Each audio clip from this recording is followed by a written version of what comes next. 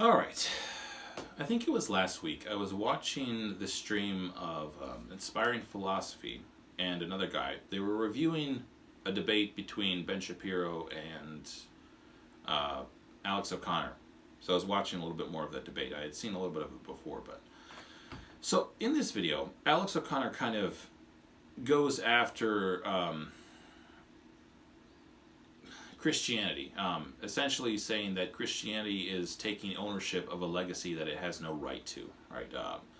Since there was slavery in the Bible, obviously they couldn't have been in charge of the emancipation because there was slavery in the Bible, right? So Christianity had nothing to do with emancipation, homosexuality, all that stuff, right?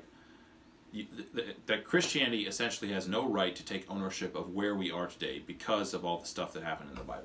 Now, honestly, I think Alex O'Connor is a smart guy, but I also think with regards to the Bible, he is lacking some good faith scholarly type of perspective. And admittedly, at the time, I kind of wanted to strangle him a little bit. But anyways, it occurs to me, though, if you want to do this, if you want to take like specific cases in the Bible, you can do that, but we can also do that with atheism. So you have Stalin, right? Atheist, I'm pretty sure, bad guy, lots of people dead. Mao, kind of same situation. He might have even killed more people.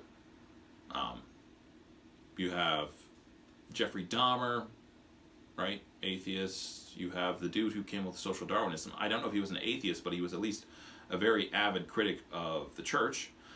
You have North Korea, which is officially a country without religion, right? They have no official religion, right? Those guys, they love gay people, right? That's the legacy of atheism. So to my mind, like, if I were to say something like that, if I were to make that comparison, I'm going to guess a lot of you insufferable jackanapes in the audience who are atheists would say, oh, it's not that simple.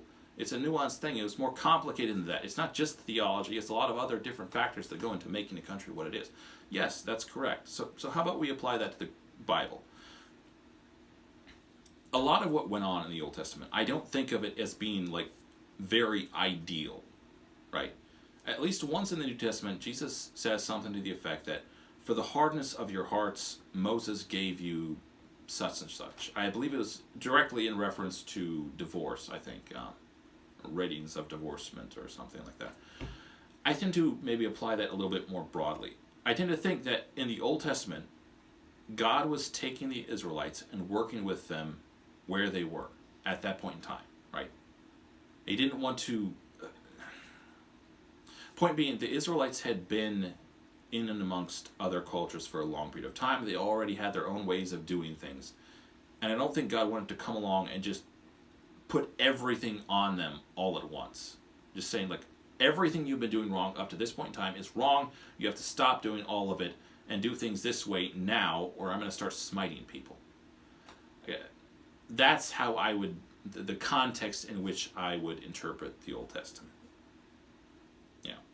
Anyways, thanks for watching. Please like and subscribe and leave a comment if you like.